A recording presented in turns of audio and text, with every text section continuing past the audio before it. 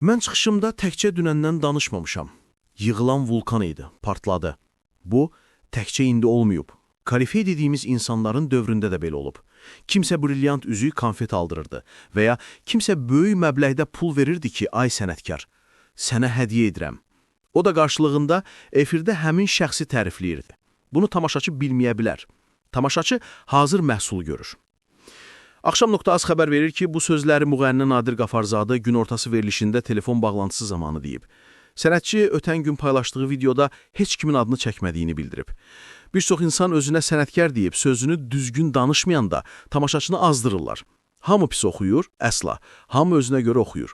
Hər kəsin bir diapazonu və özünə görə nəfəsi, rəngi var. Kimi sənət üçün, kimisi pul üçün oxuyur. Mən də demək istəyirəm ki, insanın mövqeyi, xisləti bir olmalıdır. Kimlərsə pisləyirsən ki, səsi yoxdur, bayağı oxuyur. Sonra da efirə çıxıb həmin insanları tərifləyirsən, bu mənə çatmır. Mənim yanımda da o insanları təriflə də, niyə pisləyirsən? Mənim yanımda pisləyirsən, kamera qarşısında tərifləyirsən. Bunu necə anlayaq? Hamı sizə sənətkar deyir, amma bilmirlər ki, sənətdən karsınız. Sənətkarın mövqeyi olmalıdır.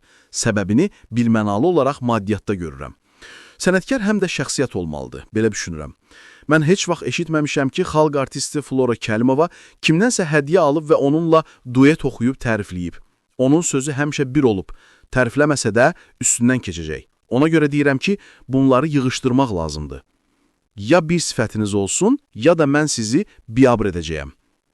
Qoy xalq sizi tanısın, satılmayın. Adam satılmaz, mənliyini, şəxsiyyətini satmaz. Dünəndən mənə xalq artistləri, sənətkarlar yığıb deyirlər ki, bunu nə yaxşı ki danışdın. Cavab verirəm ki, siz də deyin də, nə olar ki?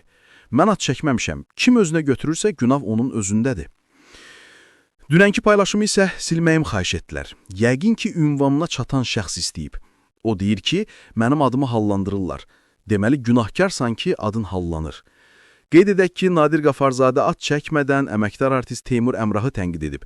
Buna səbəb isə Əmrahın günortası verilişində Şəbnəm Tovuzlu, Damla Manafağayev, Zeynəb Həsəninin də səsi var. Şəbnəmin səsi dünyada ən zil səslərdən biridir. Zeynəbin səsinə vurulmuşam. Nə oxuyur, gözəl səslərlə nə xərcləyirlər, başqa mövzudur. Bugün onlar elə gözəl səs maliki ifaçılardır ki, sözlərini deməsi olub.